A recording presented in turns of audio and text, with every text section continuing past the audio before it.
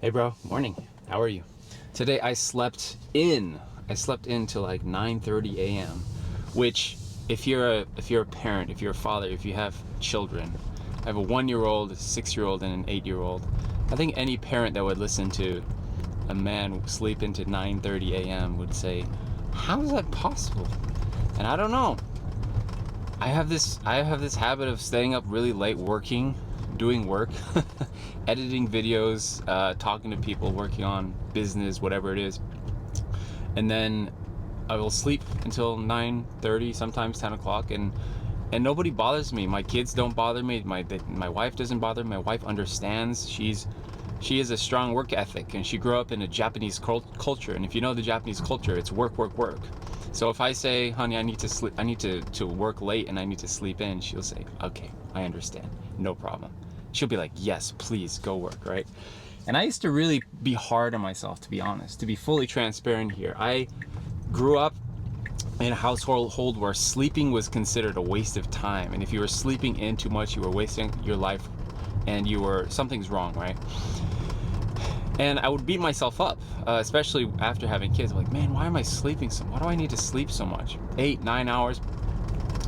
And then I wisened up and I realized that I had all this kind of taboo and shame surrounding sleep. Because when I was a teenager, I think I did use sleep as a form of escapism. And I think that's where it gets difficult, is when you are staying up late, not because you're working hard and hustling, but rather because we are staying up late on our phone, going through reels and YouTube shorts and watching porn and all this stuff, right? And then that's when it gets unhealthy. Then it's like, okay, do I really need this sleep? Well, yes, but it's only off the back of hours and hours of wasted time at night. So transitioning out of somebody that wastes a lot of time at night in my teenagehood into my 20s, until being a parent, being a husband, into somebody that uses my time at night to work and to do important things, I had to transition out of this mindset of sleep is bad and sleep is evil and sleep is wrong and you shouldn't sleep. And then I woke up one day, I was like, why do I feel bad about sleep? I know I'm more productive. I know that I'm more focused. I know that I'm happier and I'm not as angry. And that's the single thing that causes me the most amount of the feelings of irritation and anger and frustration during the day is mainly if I don't sleep enough the day before. So with that said, I've learned how to just accept, and thank God, my family's accepting of me of this, but if I need to sleep, I will just let myself sleep. And I will very rarely put an alarm clock on where I need to sleep, but more frequently I'll put an alarm clock on about when I need to sleep, not when I need to wake up. So my alarm will go off, or a reminder will go off at night, like 11 p.m. and say, hey, get to sleep. Because if I don't, I know I could just work myself to death at night, right? Like I said, the Japanese blood is running through my veins. And I don't know if that means anything to you guys, but it is a serious thing. It is not a joke. My dad, 66, 67 years old, still working himself, and he's totally happy doing it, by the way. Japanese people love to work. They love it. And of course, that's a double-edged sword, because if you love working, that's great because you get a lot done, you're productive, you're generally pretty happy with your time, with your energy, and you're probably not wasting a lot of your time and focus on other stuff that is probably going to drag you down, like addictive behaviors and porn, drugs, alcohol, all that kind of stuff. So hard work is good. The other side of that double-edged sword is that we often forget the things that are truly important in life, and it's not work. It's not. It's the relationships that I have. It's my kids. It's my wife, and it's spending time with them. And so if I find myself coming home at night from work and feeling distracted because I can't focus on them and I can't be with them and be present, then I know something's off. And to be honest, that's something I've been struggling with recently, because right now, as of December, I am in a grind phase. I am in a hustle phase where I am up late. I am all day. As every waking hour I'm awake, I will be working, I'll be hustling. And I know that this is a season, and I think my wife understands that this is a season and it's going to be passing. And I noticed that every November and December, let me know if this is true for you too. Every November and December, I get this like fire in me. I want to get stuff done. I want to conquer the world. I want to work. I want to do stuff, I want to start a YouTube channel. I want to start a business. It's like every November this comes around, right? And I've always had to kind of say no to new opportunities, new shiny objects, and just kind of stay true to my primary mission, which is to help men of God, create men of God for this world, so that long term we can have incredible godly lineages and legacies to pass on to our children. Okay, so I have to say no to a lot of other stuff and opportunities that come. And I always notice it's in November that this feeling starts. And I think it is an ancestral evolutionary thing, where usually right before the winter hits, October, November, that is when we sow the seeds. That is when we work hard. That is when we prepare for the brutal winter that is to come. And so I think this mentality is like running through my veins, because I'm Japanese and British, Japanese and Welsh. So we're preparing our household for the winter that's to come, and that's why I think I have this biological ancestral response to work hard in November and December, right? Especially those months.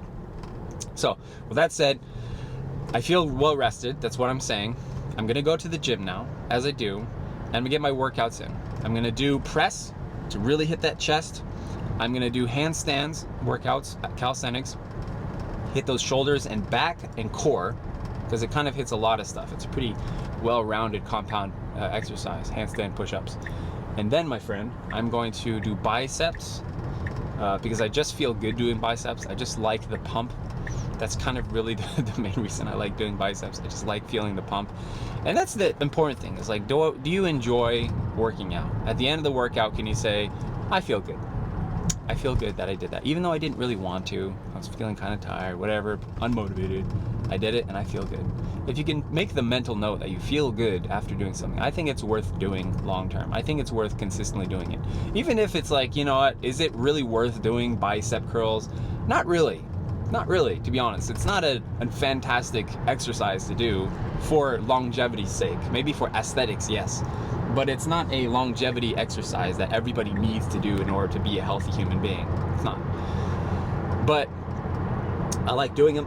And so I feel like I've found a cheat code for exercise. I feel like I have cracked something that, to be transparent, I feel like I'm cheating a little bit with my exercises. And it's weird that I even feel like this, but let me know what you think, actually, in the comments. I feel like I'm cheating, because other people that I know exercise in my life, other people I follow online that exercise and work out, they'll spend an hour and a half in the gym every day of the week. I'll spend 30 minutes max in the gym. Maximum 30 minutes, right? And it's basically because, well, number one, I'm cutting. I'm not bulking. I think if you're bulking, it's a different story, because when you're bulking, you need more volume and time under tension to grow the muscles and to get stronger. But when you're cutting, it doesn't take that much to stimulate the muscles enough to maintain them, because I'm not trying to grow the muscles, I'm just trying to maintain them. So that's number one, that's why I can get away with 30-minute workout. Number two is that I do supersets. So I'll do one workout, and then while I'm resting, do the other workout. So I'm not wasting time between them. So I'm just running back and forth between workouts. Number three reason it takes so short is because I only do workouts I enjoy. And I know this sounds it sounds weird saying it, and I feel like I'm a wuss for saying this, but I really don't enjoy workouts that I don't enjoy, and I just won't do them. And this has probably been my single number one hack that gets me going to the gym consistently, is I just find workouts that I enjoy doing, and that I look forward to doing, and that I would rather do than not do. Because when you found that winning combination, you can't lose. You can't lose, because then it's like, I would rather do it than not do it. And if I don't do it for a few weeks or a whole week, my muscle will feel like, I really miss that exercise. I really need that.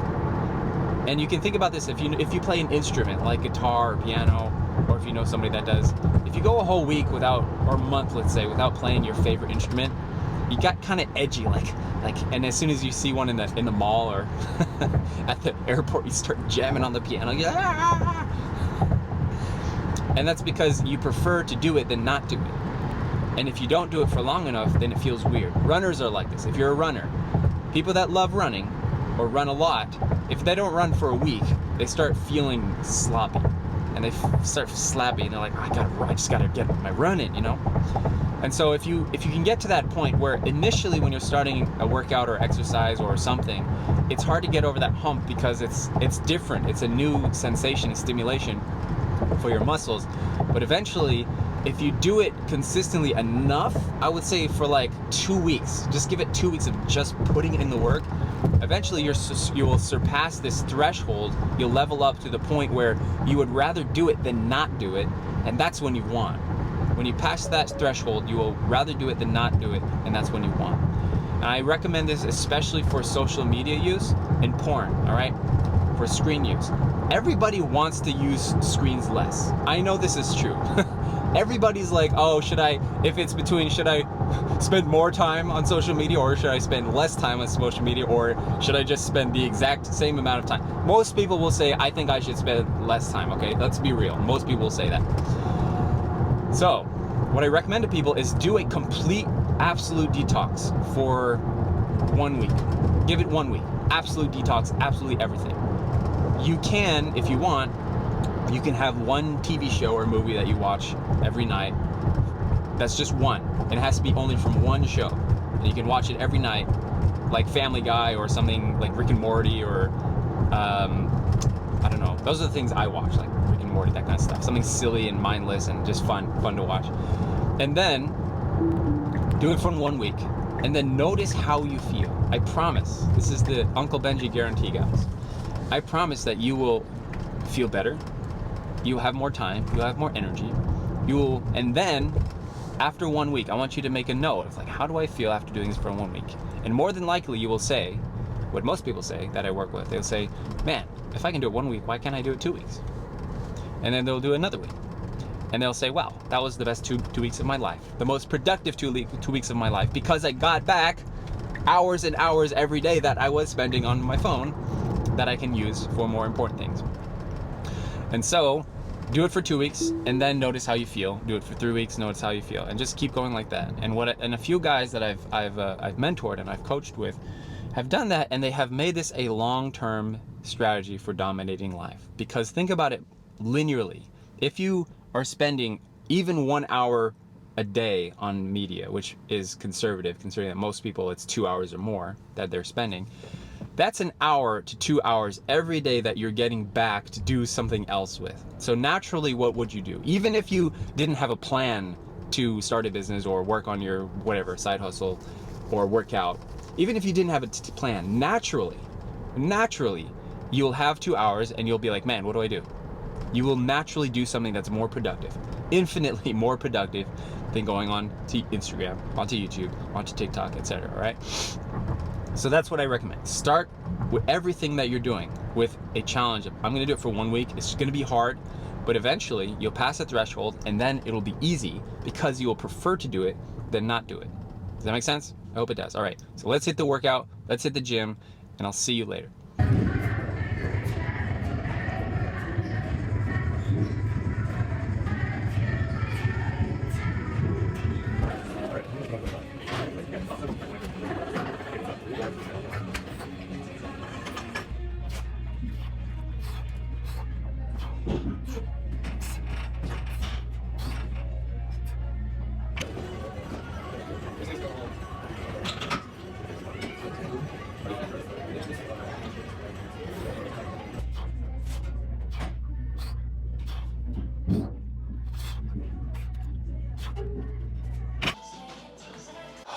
Feels so good. Feels good to work out, even though I didn't feel like it physically, but mentally, I knew that if I don't do it, I'm gonna regret not doing it. I'm gonna feel like crap all day. So, thinking long term instead of thinking short term. That's the name of the game here. Still got the body fat working through. I think I'm at like 22, 23% body fat, but unacceptable for me, not in my book. Feels good.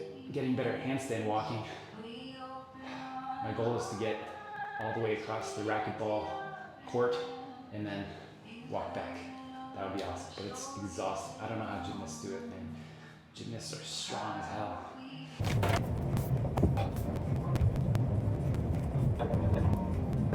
All right, heading home.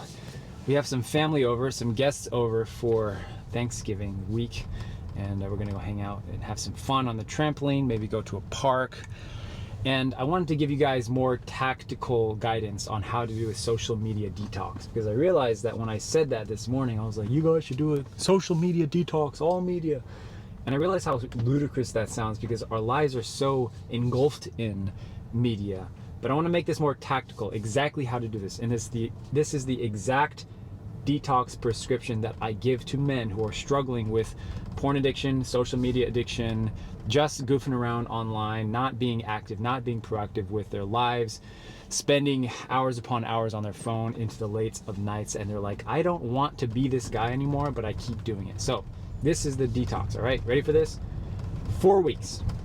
4 weeks of absolute media detoxing. All right, and I'll give the parameters in just a second. The reason 4 weeks is important is because there are studies that you can read that talk about the levels of dopamine and how supernormal stimuli like social media is spiking your dopamine to unnatural levels. And then after 4 weeks, if you detox off the stuff for 4 weeks, after 28 days, essentially, the dopamine levels start to normalize and to recalibrate. All right. So there's scientific evidence to back up the fact that doing at least 4 weeks is when your dopamine levels start to normalize. And that's why a 4 week period is really important. If you are noticing like a struggle to break free from porn use, you'll notice that it's around the 1 month mark that people really start to question, why is it that I keep going after 1 month, I keep going back to the habit and I can't go longer than 1 month. It's because usually that's when your dopamine, or your desire to essentially go back to supernormal stimuli, is peaking at around 1 month, and that's when it starts to die down. And that's why most people can't quit, is because they're not just letting their mind just recalibrate to a normal level of life. Okay, so here are the parameters. 4 weeks, absolutely no social media whatsoever. That includes TikTok, that includes Instagram, that includes YouTube, that includes Twitter, that includes all forms of media such as news. However, you can introduce a few things into your detox. You can watch one TV show per day, all right, for 30 minutes to an hour, one TV show. And this is important because it's on your terms. You're deciding to be deliberate. It's not mindless scrolling. It's you deciding, I'm gonna watch one show. So for me, recently it's been Rick and Morty.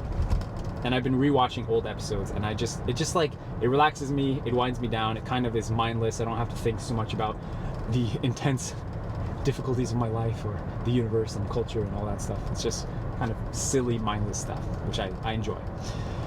And then if you want to use YouTube for specific channels, like this one, or like whoever you follow, you can watch one video from a specific channel per day, all right?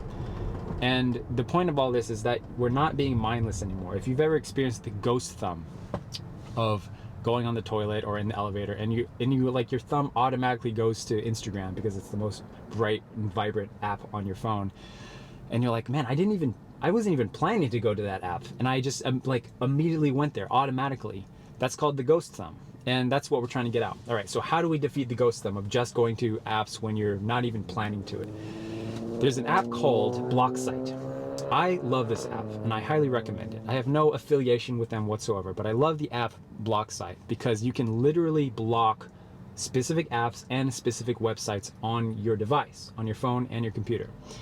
And so what happens is that you will go to these apps, your ghost of them will kick in, you'll go to Instagram, and then immediately you'll get a picture of like an old lady going, no, no, no, or some image that they've installed into the software that it doesn't let you physically access the app. So what happens is you go, oh yeah, I'm doing this detox thing.